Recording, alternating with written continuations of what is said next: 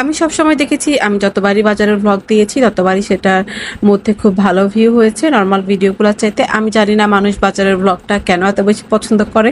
আমার তো বাজারে গেলেই ঘেন্না লাগে, বমি আসে এবং আমি তাকাতেই ভয় পাই। তবু হচ্ছে বাজার করার জন্য যতটুকু যেদিকে তাকানোর তাকাই, কিন্তু জানি না সবাই এই ভিডিওটা দেখতে এত বেশি পছন্দ করে। তো যাই হোক, ঈদের পরে এই প্রথমবারের মতো আবারও আমি বাজার করতে গেলাম। প্রতি সপ্তাহে আমাকে বাজার করতে হয়। আর এখানে এই যে মামা আমাকে মাছ দেখাচ্ছিল। মাছগুলো অনেক বড় বড় ছিল, কিন্তু দাম এত বেশি ছিল যেটা আসলে আমার কেনার সাধ্যের বাইরে ছিল। তো আমি দাম দর করে যেটা কিনতে পারি সেটা কিনে হচ্ছে মাছ কাটাওয়ালা মামার কাছে দিয়ে আসলাম। এবং সবাই আমাকে জিজ্ঞেস করছিল যে মাছের দাম কত, এবং সবাই এটাও বলা বলি করছিল যে রমজানের পরে এই প্রথম মাছের দাম বেড়ে গিয়েছে। তো আমার কাছেও মনে হয়েছে যে না, আসলে দাম একটু বেড়েছে। তো যাই হোক, এরপর হচ্ছে মুরগির দোকানে চলে গেলাম এবং মুরগির দাম আমার কাছে মনে হয়েছে যে ঈদের সময় থেকে তুলনামূলক অনেকটাই কমেছে। কারণ ঈদের সময় হচ্ছে আমি ব্রয়লারের মুরগি 230 টাকা কেজিতে কিনেছিলাম রামগঞ্জ থেকে, কিন্তু এখন 180 বলছে।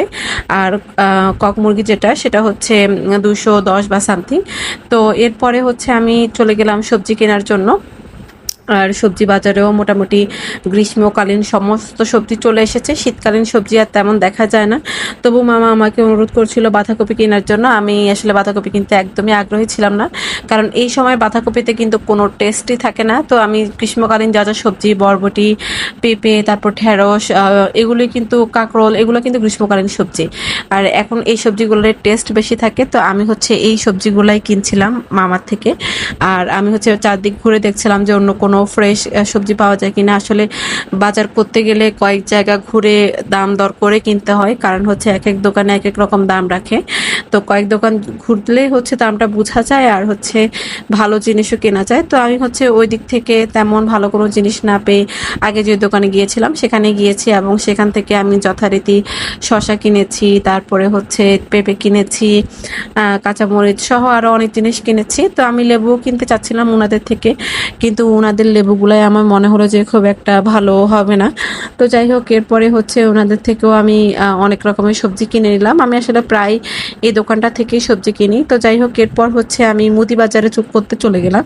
নর্মালি আমি সুপার শপ থেকে মুদি বাজার করি, কিন্তু যেদিন হচ্ছে কাঁচা বাজার এবং মুদি বাজার একসাথে লাগে সেদিন আমি এই বাজারটা থেকেই মুদি বাজারও করে ফেলি। এখানে কাঁচা বাজারের সাথে মুদি বাজারও পাওয়া যায়। তো পেঁয়াজের কেজিও দেখলাম যে মোটামুটি না, দাম বাড়েনি। আগে 30 টাকা ছিল, এখন 35 টাকা কেজি এদিকে বড় বড় যে পেঁয়াজগুলো সেগুলো। তারপর আমার হচ্ছে দুধের গুঁড়ার প্রয়োজন ছিল, পেস্ট সহ আরও অনেক জিনিসের প্রয়োজন ছিল।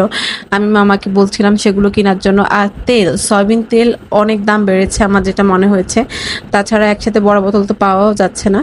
তো এই হচ্ছে আমার বাজারের অবস্থা। যাই হোক, সব বাজার করতে পেরেছি, এখনও আল্লাহ সামর্থ্য দিয়েছে করার, এটাই আল্লাহর কাছে শুকরিয়া, আলহামদুলিল্লাহ।